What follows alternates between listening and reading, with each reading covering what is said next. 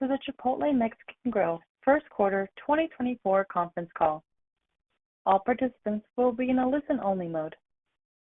Should you need assistance, please signal a conference specialist by pressing the star key followed by 0. After today's presentation, there will be an opportunity to ask questions. To ask a question, you may press star, then 1 on a touch-tone phone.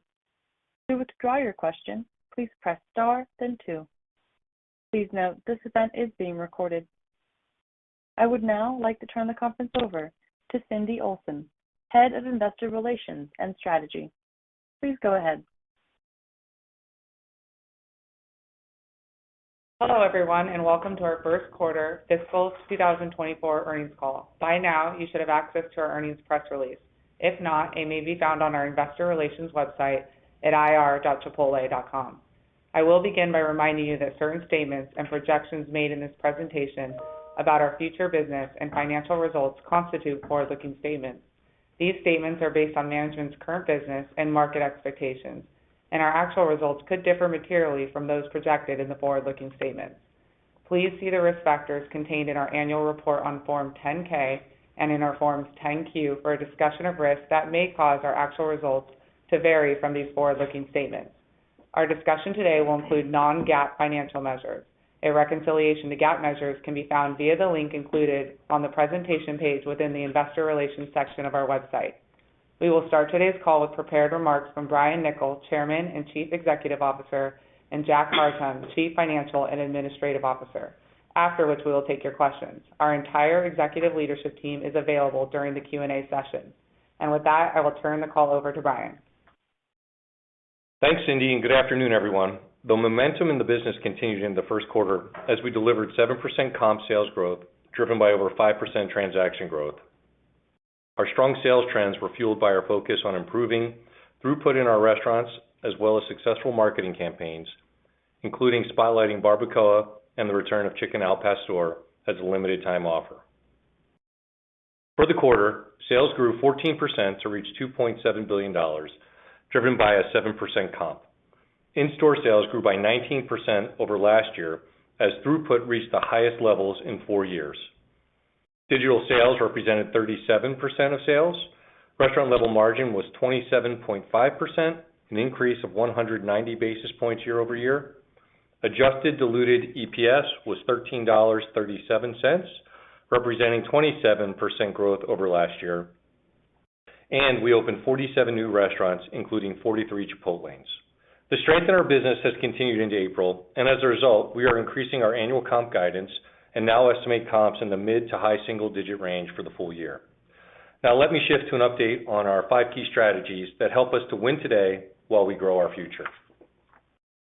These strategies include sustaining world-class people leadership by developing and retaining diverse talent at every level, running successful restaurants with a people-accountable culture that provides great food with integrity while delivering exceptional in-restaurant and digital experiences, making the brand visible, relevant, and loved to improve overall guest engagement, amplifying technology and innovation to drive growth and productivity at our restaurants, support centers, and in our supply chain, and finally, expanding access and convenience by accelerating new restaurant openings in North America and internationally. I'll begin with our world-class people leadership. Last month, we held our all-manager conference where we brought together 4,500 of our restaurant and support center leaders to celebrate their success, as well as amplify our focus on exceptional people, exceptional food, and exceptional throughput. The conference included over 3,200 general managers, 100 apprentices, 450 field leaders, 60 team directors, and 11 regional vice presidents. For the first time, we also included crew members who have worked with us for over 20 years to celebrate their commitment and dedication to Chipotle. In fact, one of our general managers in attendance from Denver, Colorado, has been with Chipotle for 23 years, and she also had 4 crew members from her restaurant who have each been with the company for over 20 years. Collectively, that is over 100 years of Chipotle experience, all at one restaurant, which is just incredible. And it is no surprise this restaurant has fantastic operations with throughput that is outperforming the overall company. At our conference, we highlighted the growth opportunity at Chipotle. To reach our long-term target of over 7,000 restaurants in North America, we showed our teams that we will need to double the number of field leadership positions we have. And as we target over 90% internal promotions, the majority of these future leaders will come from the GMs and apprentices at this conference. This was a powerful and motivating message, and one that is unique to Chipotle given our scale, growth, and company-owned model. And in connection with our 50-to-1 stock split, we also announced that all of our GMs, as well as crew members who have been with Chipotle over 20 years, will receive stock grants once the split is effective. This will allow them to participate in the financial success of the company. Bottom line, Chipotle is changing lives for the better. In fact, one of our restaurateurs and certified training managers spoke at the conference and shared that her experience at Chipotle helped her to overcome financial hardship, and that she was even on the verge of homelessness before she joined Chipotle. She started as a crew member over 10 years ago and has thrived, making her way to the highest level GM, and is now on her way to becoming a field leader. She was able to leverage our education benefits to earn a college degree, the first in her family, and utilizing the stock she received as a restaurateur, she was able to purchase her first home. She was also one of our team members in our Behind the Foil commercials, as she really is a great example of the exceptional people that make Chipotle, Chipotle. In addition to our world-class people, exceptional food and exceptional throughput are key areas of focus and are both critical to running our successful restaurants. We spent time at our All Manager Conference reminding our teams about Chipotle's culture of food with integrity and how there's a direct connection between how food is raised and prepared and how it tastes. We showcased Chipotle's Food with Integrity journey and our strong partnerships with our farmers and suppliers who take special care in assuring they are growing our food with the highest standards. We also emphasized the importance of teaching and tasting Chipotle, which means that our restaurant teams taste the food they prepare multiple times a day to assure it is delicious and meets our high standards. You see, Chipotle was founded on this idea of real food and real culinary. It's not a marketing slogan or a short-term initiative. It's in our heritage. It's in our DNA. Our restaurant teams take pride in our food, and our healthy, high-quality eating experience adds value for our guests. In addition to our delicious food, exceptional throughput, or the speed of service in our restaurant, also adds to the extraordinary value proposition we offer. I am thrilled to share that the momentum and throughput continue to build in the first quarter as we improved by nearly 2 entrees in our peak 15 minutes compared to last year, with each month showing an acceleration. At our All Manager Conference, we also focused on coaching the nuances of great throughput, or executing what we call the 4 pillars. This includes Expo, or the crew member between salsa and cash to help expedite the bagging and payment process. Linebacker, typically the manager on duty who supplies both lines with freshly prepared food so that the crew on our line can continue to serve our guests without interruption. Mise en place, or another way of saying that everything that is needed for a lunch or dinner peak is ready and in its place, and aces in their places, or having the best trained crew deployed in each position for lunch and dinner peaks. We are in the early innings of consistently executing the 4 pillars, but when we do, it creates a flywheel effect in our restaurants. The restaurants run more smoothly as our teams are properly trained and deployed, which allows them to keep up with demand without stress. This leads to more stability and therefore more experienced teams that execute better every day, and this can be seen in our latest turnover data, which is at historically low levels. And for our guests, faster throughput results in shorter, faster moving lines and hotter, fresher food, strengthening our value proposition and driving incremental transactions. Our restaurant in the Financial District in Boston is a great example, where a year ago they were doing mid-20 entrees in their peak 15 minutes, and today they are doing over 40 entrees in their peak 15 minutes, with days that can reach as high as 80, which is among the highest in the company. The restaurant has low turnover and outsized transaction growth, which clearly demonstrates they are creating a better overall experience in the restaurant. Now turning to marketing. Our marketing team has started the year off strong with outstanding brand advertising and menu innovation. We have continued our successful Behind the Foil brand campaign, showing our real teams prepping our delicious fresh food by hand every day, reinforcing a key differentiator for Chipotle. This ran across all media channels, including high-profile placements in television, such as college football and the NFL playoffs. We also began to promote our delicious barbacoa as we leveraged our consumer insights that told us that many of our guests did not know that barbacoa was braised beef. So we renamed it Braised Beef Barbacoa and emphasized the culinary recipe, which is slow-cooked, responsibly raised beef, seasoned with garlic and cumin, and hand-shredded. It was Chipotle's best-kept secret and is now growing in popularity. The campaign was a success, driving incremental transactions and spend, and it was simple for our operations team to execute since it was an existing menu item. This is a perfect example of how our marketing team continues to make Chipotle more visible, more relevant, and more loved. During the quarter, we also brought back one of our most requested new menu items, Chicken al Pastor. Our guests loved our spin on the al pastor using our adobo chicken, morita peppers with a splash of pineapple, fresh lime, and hand-chopped cilantro. Similar to carne asada, when we bring back a past favorite, we are able to improve the entire experience as we leverage our know-how across culinary, supply chain, marketing, and operations to make it more delicious with seamless execution. Chicken al pastor is off to a great start once again, driving incremental transactions into our restaurants. Moving on to technology and innovation. Our marketing and digital teams continue to grow and evolve our rewards program, which recently celebrated its 5th anniversary. It is exciting that we now have a digital reach of about 40 million rewards members that we can leverage to increase engagement. Through our marketing initiatives, we continue to find successful ways to drive enrollments, and we are leveraging our digital team to create a seamless app experience and deliver more relevant journeys for our rewards members. The goal is to drive higher engagement in the program, which results in higher frequency and spend over time. In our restaurants, we continue to explore technology tools that could drive higher productivity and improve the overall experience for our teams.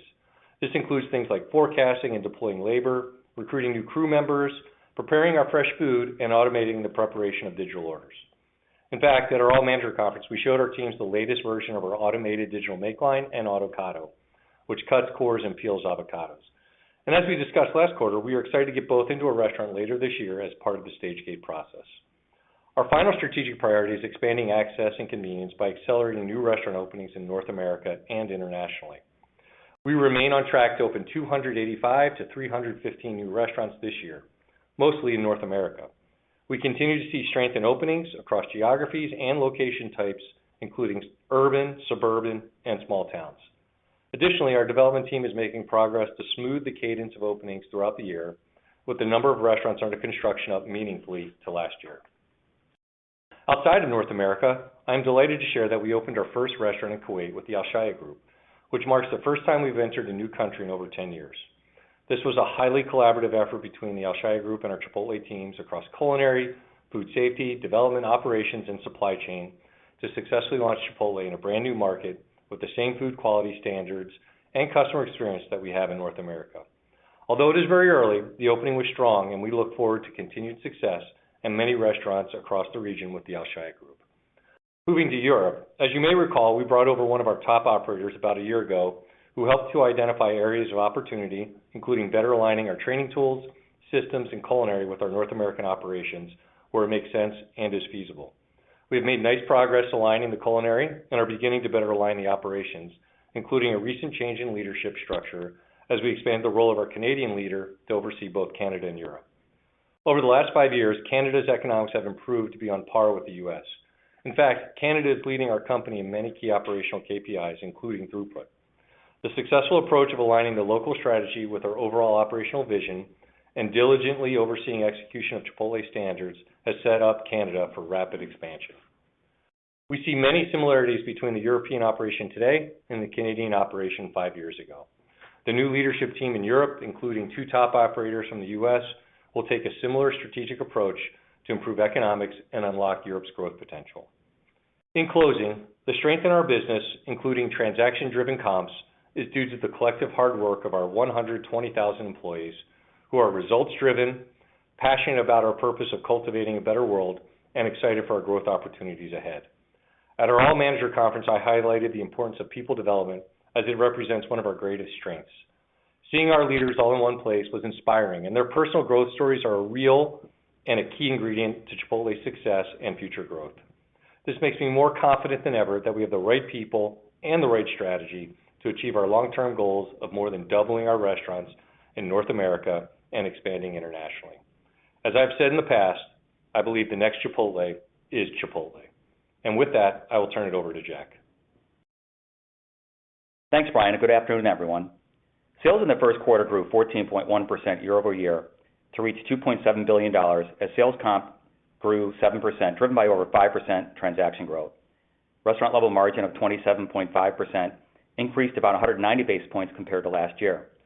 Earnings per share adjusted for unusual items was $13.37, representing 27% year-over-year growth. The first quarter had unusual expenses related to an increase in legal reserves. As Brian mentioned, based on our strong underlying transaction trends, we are raising our full-year comp guidance to the mid to high single-digit range. We anticipate second quarter comps to be the highest of the year, which includes a benefit of an extra day from the Easter shift, and we anticipate comps to continue to be driven by transactions in the back half of the year. We do have some challenging rollover components, including chicken El Pastor ending, lapping our menu price increase from the prior year, and rolling over the very successful Carne Asada campaign. With that said, we have a strong plan in place for the back half, both in terms of operations and marketing. Additionally, in April, minimum wage in California for restaurant companies like ours increased to $20 an hour. As a result, our wages in California went up by nearly 20%, and we subsequently took a 6 to 7% menu price increase in our California restaurants just to cover the cost in dollar terms. This will add almost a full point to total company pricing beginning in Q2. California restaurant cash flow is below the company average, so this increase will allow us to maintain cash flow. However, it will have a negative impact to overall company restaurant level margin by about 20 basis points. I'll now go through the key P&L line items, beginning with cost of sales. Cost of sales in the quarter were 28.8%, a decrease of about 40 basis points from last year. The benefit of last year's menu price increase was partially offset by inflation across several ingredient costs, primarily beef and produce, and a protein mix headwind from the successful beef barbacoa marketing initiative. For Q2, we expect our cost of sales to be in the mid-29% range due to higher prices across several items, but most notably avocados, as we anticipate a step up from the low levels we have seen over the past several quarters. We anticipate cost of sales inflation will be in the mid-single-digit range for the remainder of this year. Labor costs for the quarter were 24.4%, a decrease of about 20 basis points from last year, as the benefit from sales leverage more than offset wage inflation and the higher performance-based compensation. For Q2, we expect our labor costs to stay in the mid-24% range, with wage inflation stepping up to about 6% as a result of the minimum wage increase in California. Other operating costs for the quarter were 14.3%, a decrease of about 100 basis points from last year. The decrease was driven by sales leverage, lower delivery expenses, and lower marketing and promo costs. Marketing and promo costs were 2.9% of sales in Q1, a decrease of about 30 basis points from last year. In Q2, we expect marketing costs to be in the low 2% range, with the full year to come in just below 3%. In Q2, other operating costs are expected to be in the low 13% range. G&A for the quarter was $204 million on a GAAP basis, or $191 million on a non-GAAP basis, excluding a $13 million increase in legal reserves. G&A also includes $126 million in underlying G&A, $34 million related to non-cash stock comp, $21 million related to our successful all-manager conference we held in March, and $10 million related to higher bonus accruals and payroll taxes on equity vestings and exercises. We expect our underlying G&A to be around $129 million in Q2 and step up each quarter as we make investments in people and technology to support ongoing growth. We anticipate stock comp will be around $36 million in Q2, although this amount could move up or down based on our actual performance. We also expect to recognize around $6 million related to higher bonus accruals and employer taxes associated with shares that vest during the quarter, bringing our total anticipated G&A in Q2 to around $171 million. Depreciation for the quarter was $83 million, or 3.1% of sales, and we expect depreciation to step up slightly each quarter as we continue to open more restaurants. Our effective tax rate for Q1 was 22% for GAAP and 22.1% for non-GAAP, and our effective tax rate benefited from option exercises and equity vesting above grant values. For fiscal 2024, we estimate our underlying effective tax rate will be in the 25% to 27% range, though it may vary based on discrete items. On March 19th, we announced that our board of directors approved a 50-for-1 stock split, one of the largest in New York Stock Exchange history. We believe this will make our stock more accessible to our employees, as well as a broader range of investors. Pending shareholder approval in early June to increase the number of authorized shares, the stock will begin trading on a post-split basis at the market open on Wednesday, June 26th. Our balance sheet remains strong as we ended the quarter with $2.2 billion in cash, restricted cash, and investments with no debt. As a result of the timing of our announcement of the stock split, we were unable to repurchase shares for most of the quarter, which limited our share repurchases to just $25 million at an average price of $2,320. At the end of the quarter, we had nearly $400 million remaining under our share authorization program, and we will be able to resume opportunistically repurchasing our shares when the window reopens in a few days. We opened 47 new restaurants in the first quarter, of which 43 had a Chipotle. and we continue to anticipate opening between 285 and 315 new restaurants in 2024, with over 80% having a Chipotle, and we remain on track to move toward the high end of the 8 to 10% range by 2025, assuming timeline conditions do not worsen. To close, I want to reiterate the message I shared at our recent All-Manager Conference. Chipotle started over 30 years ago with a young chef who thought just because food is served fast doesn't mean it has to be a typical fast food experience. That evolved into our food integrity journey, defying the traditional fast food model by investing more in our ingredients and shaping our economic model to help fund that investment. And today we have a special brand and unique economic model that allows us to spend more on our ingredients, yet remain one of the most affordable meals in the industry, while also maintaining industry-leading margins. These three characteristics are incredibly difficult to replicate: premium ingredients, affordable prices, and attractive margins. And this is a huge competitive advantage, and as we continue to protect and strengthen our economic model, the future looks very bright for Chipotle. And with that, we're happy to answer your questions.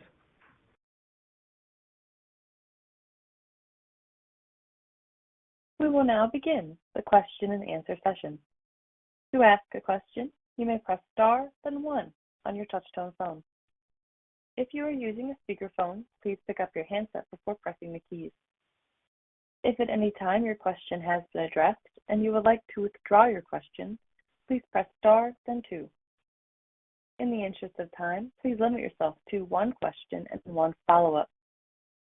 At this time, we will pause momentarily to assemble our roster.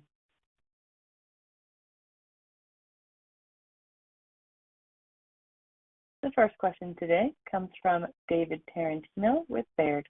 Please go ahead. Hi, good afternoon. My question's on speed of service.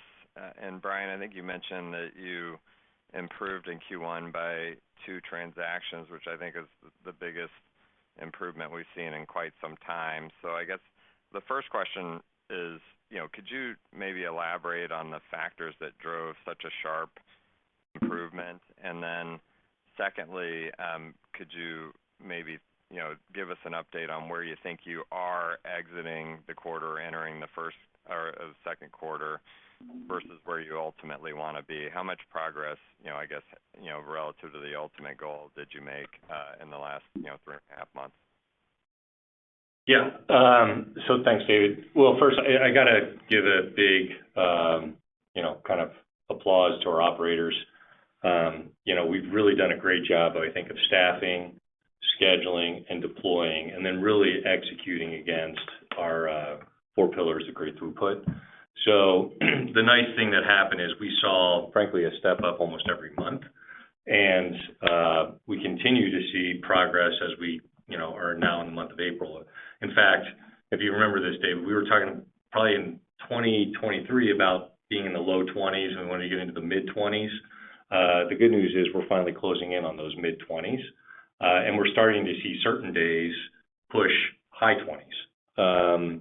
So, still lots of room for improvement, but I really must say that I think the focus, the staffing, the deployment, the scheduling, and then also giving our operators the visibility with reporting has really, I think, driven terrific outcomes on this throughput effort.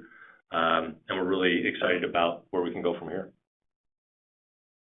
And just maybe a quick follow-up on that. So the last year you made this type of progress on throughput that I can remember was all the way back in 2014, and it was a very big comp driver that year. And I just wonder, could this become a big comp driver, as you look at the rest of this year and into the next few years? I mean, is it possible that this is a big driver as we think about, how the next several years plays out, or is this more of we're starting to get closer to where you want to be, and maybe it plays out this year and you normalize versus that base?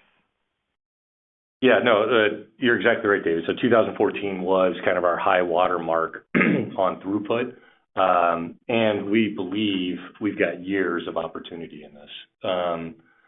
Just from what we're seeing, we still have a lot of opportunity to execute against the 4 pillars of great throughput. So our teams are doing a much better job than we were, just last month or even 6 months ago. But there's still so much upside in what our teams can do and perform. So this is a multi-year, you're going to hear us talking about throughput for a long time. And I think you're going to be hearing us talk about how we're getting better as time goes by, assuming we're able to keep the staffing, assuming we're able to keep the deployment, assuming we're able to keep the teams focused on this. But, rest assured, it is one of our key drivers of our strategy going forward. And our operators know it's critical. And, the good news is when they have success with throughput, a lot of good things happen for the team. Customer satisfaction scores go up, bonuses go up, all kinds of good things are happening in the restaurant. The food is better, the experience is better. It's one of those things that cascades into everything being a lot better. Great. Thank you very much, and congrats on a great start to the year. Yeah, thanks, David. The next question comes from Lauren Silberman with Deutsche Bank. Please go ahead. Thanks so much. So on traffic, incredible numbers. You talked about the trends continuing into April, and particularly impressive when considering what we're seeing in the overall industry. Can you give more color on just the cadence of trends you saw throughout the quarter and into April, and color on what you're seeing with the consumer performance with the high income versus low income consumer? Thank you very much for your patience. We have reconnected with our speakers. We currently have Lauren Silberman from Deutsche Bank asking a question. Please continue, Lauren. Sure. Hey, guys. So Hey, Lauren. if I could just ask about just traffic, incredible trends during the quarter, trends continuing into April, particularly impressive when considering what's going on in the overall industry. Can you give some more color on the cadence of trends you saw throughout the quarter and into April, and then talk about what you're seeing with the consumer, high income versus low income performance? Thank you. Yeah, sure. So this is Brian. I'll get us started, and Jack, feel free to chime in. The good news is, obviously, we had some weather in January, and then we had the timing of the Easter holiday in March and April. But consistently, what we saw was a step up from that bad weather, and then really our transactions have been running kind of in this mid-single digit range, which has been, I think a real testament to the work that's been going on both in the restaurant around throughput, and then obviously some of the marketing work that we've got going on both with Barbacoa and Chicken Al Pastor. So we continue to see that strength as we entered April, and when we look at where that strength is coming from, because I think your question was about consumer/income cohorts, it's really broad based. So from the low income consumer to the middle income to the higher income consumer, we're just seeing gains with all income cohorts. And when we ask the question, why is that? What we hear back from every group is, it's a great value proposition. So, the speed at which people can get these quality ingredients customized the way that they want for the price points that we provided is playing back as just, great value in this environment. Great. Yeah, and then Brian, Thank you the for only that. thing to add was on transactions. Transactions were up almost 5.5% during the quarter, and that was offset by a check increase by about 1.5%. That was driven by part check, and then offset by a little negative mix, mostly due to group size. Very helpful. If I could say a quick one on throughput, do we expect the throughput efforts to compound over time as consumers recognize the improved operations? Is that what's happening as we move through the quarters? Yes, yes, that's exactly right. I think we've talked about this in the past. When the line moves quickly, you're willing to get in line. And also what happens is the experience is just all that much better, right? The culinary moves faster, and then you get to your experience faster. So our teams run more efficiently. The food, I think, comes across even better prepared. And then you as the customer move through the line faster. So it is one of those things where kind of speed begets speed is the way to describe it. Yeah, and then Brian, I was just going to add the, in terms of the in-store channel, it's the fastest growing channel during the quarter. And that's coming from two areas. One, we've got our in-store customers. Those customers that tend to come in-store are coming more often. And it makes sense that when the lines are moving, they're going to come more often. And we're actually also seeing a little bit of shift from some of the order ahead. Those folks are shifting into the order, into the in-store channel as well. Again, when the lines are moving well, when the restaurant's running well, people like to come in and select their meal along the front line. Great. Congrats on the quarter. Thank you. The next question comes from Andrew Charles with TD Cowen. Please go ahead. Great, thank you. Wanted to ask a little on transactions. Jack, hoping you can talk about apples to apples, the impact on traffic this has had. So if you go back to July 2022, when you guys introduced Project Square One, you talked about hundreds of basis points of transactions that were on the table from reclaiming, peak same-store sales or peak transactions. So here we are, you're back to pre-COVID levels. Is there a way you can help contextualize in the last year and a half or so since July 2022 what you've seen from transaction growth, same-store transactions from Project Square One? Yeah, Andrew, it's hard to parse out the transactions and say how much is due to things like Chicken al Pastor, how much is due to things like barbacoa. Barbacoa, we think, drove some transactions as well, and then throughput. How much is driven by throughput specifically? I think part of what's happening is they complement each other, and so when we're moving into our peak season right now, and these are our peak sales seasons, and we've got Chicken al Pastor, which has been, it's off to a great start. And so you've got seasonally more people coming into the restaurant, and more people want to come in and enjoy Chicken al Pastor. If you don't have throughput, the in-store channel is not going to be the fastest growing channel, or at least it's not going to grow as fast. So is throughput driving the transactions, or is it enabling the transaction? So it's hard to sort through whether it's the driver or the enabler, but it really doesn't matter to us, because when we've got great LTOs with great advertising and then we're executing great throughput, we know the transactions will flow. And similar to David Tarantino's comment from 2014, that's exactly what was happening, is throughput is an enabler or a driver of transaction growth for not just many quarters, but many years. Got it. And then separately, Brian, philosophical question for you. Just given the strength of the business you're seeing in recent years, which I think is really exemplified in the first quarter, given the challenging industry backdrop, just curious how your philosophy on a second concept has perhaps changed. You no doubt have a full plate of exciting opportunities for the brand in the years ahead, but just given the success and the recipe for success that you've seen, that you've implemented, does it lead you to believe that you could benefit from a second concept? Obviously this comes up, every once in a while people bring it up. And, the thing I would say is right now, we're much more focused on just turning Chipotle into an iconic brand that I think it can be, not just in the U.S., but, outside the U.S. Obviously, if the opportunity presents itself where, it would make sense for us to do something outside the brand, so I never want to say never, but it's just not a focus area for us right now. We've got so much opportunity in front of us, just with what we can do with the brand Chipotle, that internally we're not working on it. But, you never know, the external environment changes, and we'd be foolish to say we wouldn't be opportunistic. And luckily, we're operating from a position of strength right now. So I want to be as opportunistic as possible on brand Chipotle, and then if the external environment were to change and present other opportunities, maybe we would consider it, but it's not part of our growth strategy right now. Fair enough. Thank you. The next question comes from Sara Senatore with Bank of America. Please go ahead. Thank you. Just quick housekeeping and then another question, please. So just, I think, Jack, you mentioned slightly negative mix.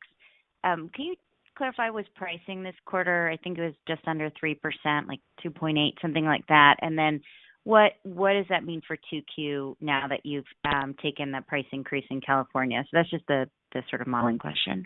Yeah, Sarah, you're right. Pricing in the quarter was like 2.7, 2.8. The only change going into the next quarter and the next couple of quarters is you've got the California pricing.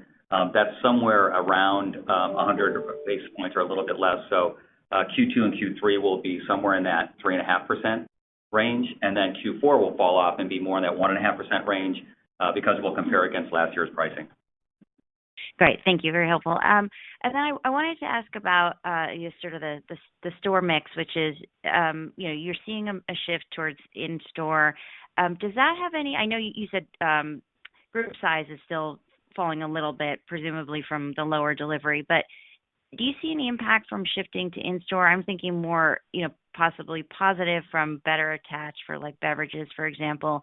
And I'm curious if, as you look out ahead, if mix could possibly turn positive from a driver like that. Yeah, it's a good question, Sarah. We're actually seeing within the, call it the 1.5% of negative, or it's a 1.5% positive with a mix impact of, call it about 100 basis points or so. What's happening is the group size is more like declining by about 2%.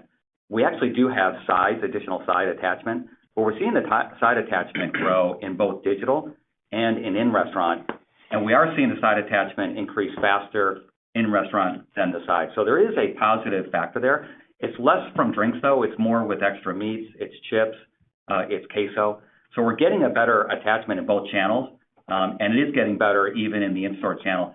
Part of that, we think, frankly, is when we have the line fully staffed, we do think we do a better job of not only making the burrito, but making sure when the burrito or the bowl is presented to our cashier, that these extras and these sides are more properly rung up.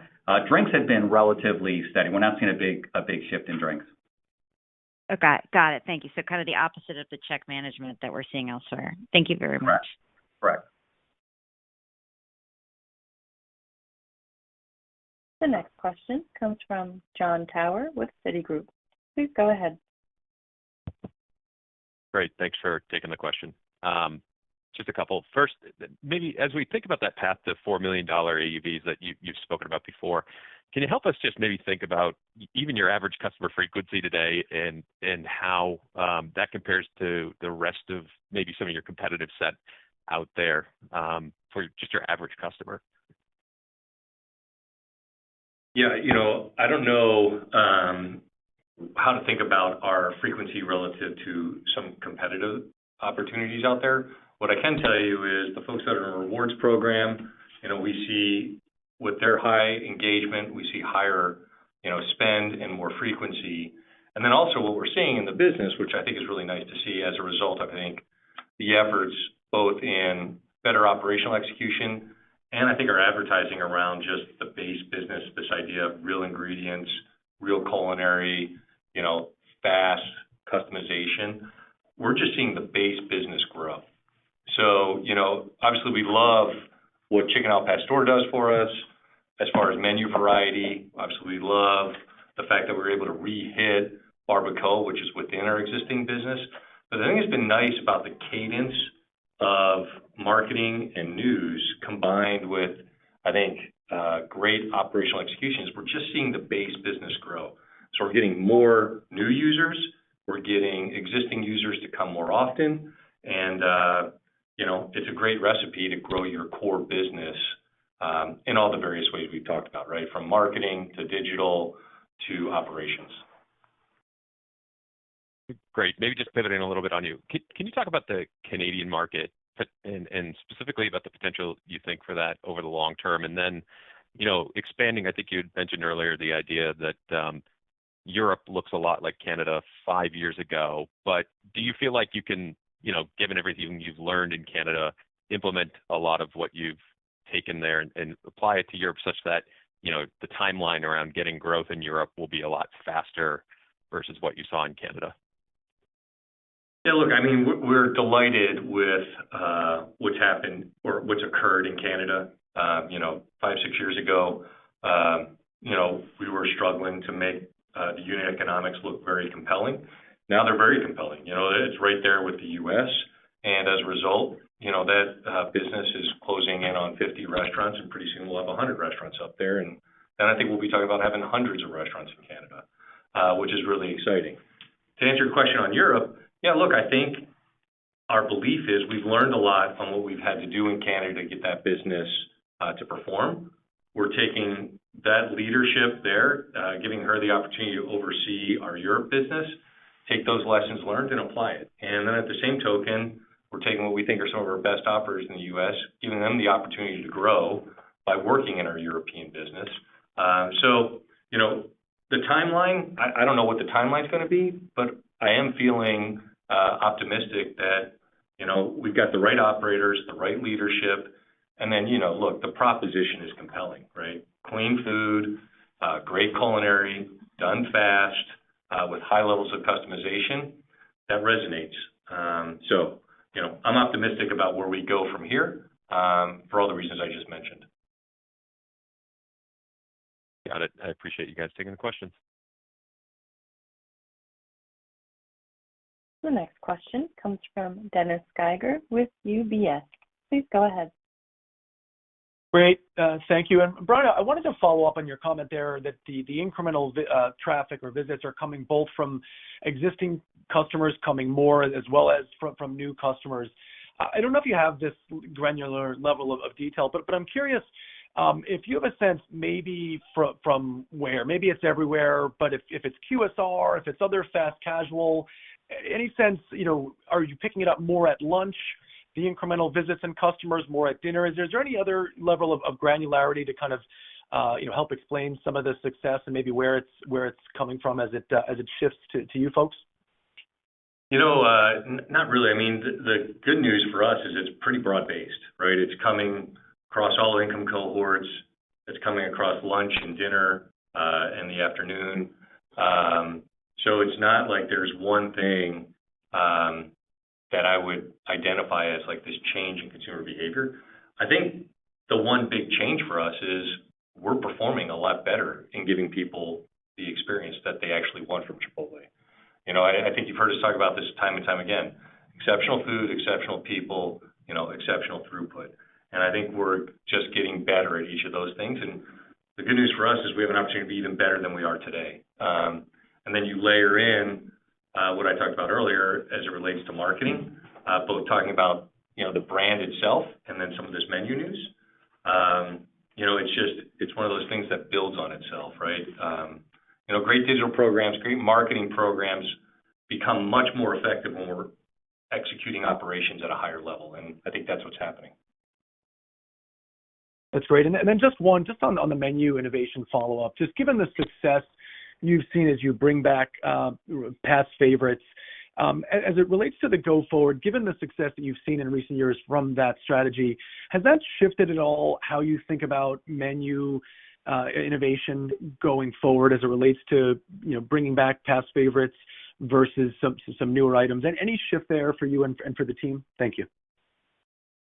No real shift. I mean, I think we like this cadence of one or two items a year. The good news is we've got now a great proven group of menu news that we can provide. And the good news is we've got a really talented culinary team and a talented marketing team that continues to help us find, I think, new flavors that make sense, that can be executed correctly at Chipotle. So you're going to see us continue to hopefully mix in things that we know have worked in the past and things that will be new but have gone through our stage gate process so that we have a high level of success or belief in success going forward. So we like the cadence we're in. We can operate really well with it.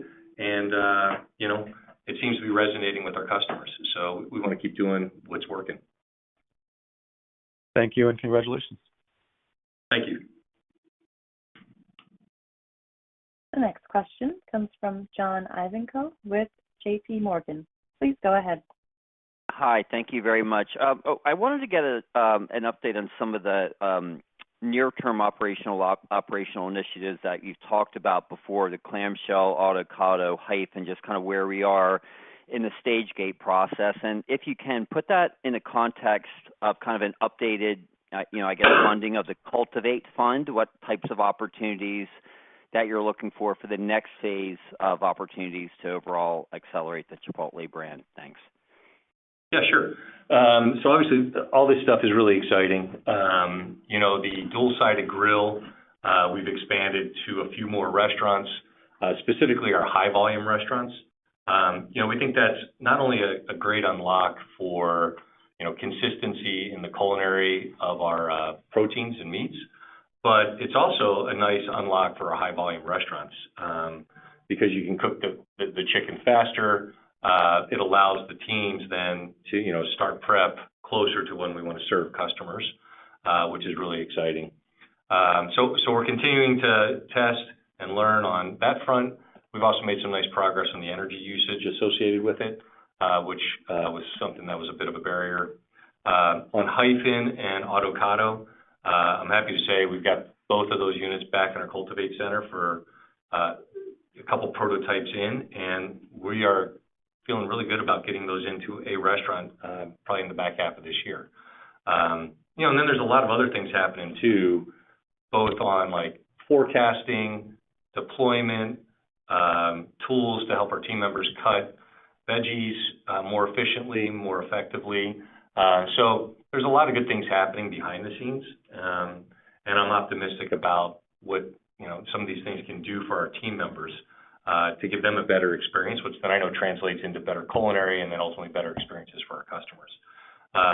On the Cultivate Next Fund, this continues to be a real, I think, highlight area for us because we're continuing to see great ideas.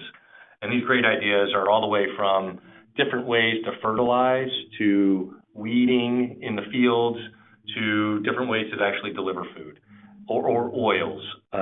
So, the thing I love about this is it's perfectly in sync with our purpose of cultivating a better world, and we can use it to really move forward the entire system necessary to give people great culinary, great ingredients, great food at affordable prices. So you're seeing us invest up and down the supply chain all the way to the point of customer experience.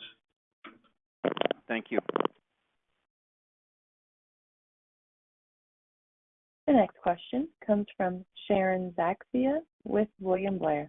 Please go ahead. Hi, great. Thanks for taking the question. I guess, on California where you took the price increase, I know it's pretty recent, but could you give us an idea of where average ticket now sits in California and whether you've been seeing any resistance within that market as wages have ticked up and you've had to take that price increase? Yeah, Sharon. So the average ticket in California is similar to the rest of the country. Until this increase, our menu prices in California were very similar to the averages throughout the country, even though the cost of doing business out in California tends to be higher. After the increase, we still have burritos that are going to be, reasonably priced. The chicken burrito is going to be around $10. It's very early, as you mentioned. It's too early to tell. We're not seeing any kind of change in consumer behavior yet, but it's only been a matter of a few weeks so far, so we'll keep close eye on it. We still think in California compared to competitors, we're still a terrific value. If you look at what others are charging, because if you look at others in California before this increase and compare them to average menu prices throughout the country, they tend to be higher. They're passing on the higher cost of doing business. We've tried to keep our pricing very, very affordable in California, so we still think we offer a great value here. So we think we'll fare quite well, as a consumer absorbs and figures out, how do they want to balance their budget. We think Chipotle will stay in the budget. Okay, great. I wanted to ask another question too, as it relates to Chipotlanes, which obviously have been great. But as you look at kind of the automation and the initiatives you're working on, do you think there's anything that you're looking at or that could come down the pike that would open up kind of the opportunity for a non-digital drive-through, just a regular drive-up and order drive-through, or is there not something from a robotic assembly standpoint that could answer that for you? Yeah, we don't envision that occurring. The thing that makes Chipotle pretty special is all the customization, and we would hate to screw up that experience. And that's why, you might remember this. I remember when we first did this, everybody was like, oh, everybody's going to be confused. How are they going to know how to order? So on and so forth. And it's turned out to be a really pleasant experience for both our team members and our customers because literally all they have to do is pick up their food. Everything's paid for, the order's accurate, it's on time, and on you go. So, we think there's other places for us to be more, productive where we're hunting on kind of using robotics and AI finding other ways to do productivity, but you're not going to see that coming down the pike. Okay, great. Thank you.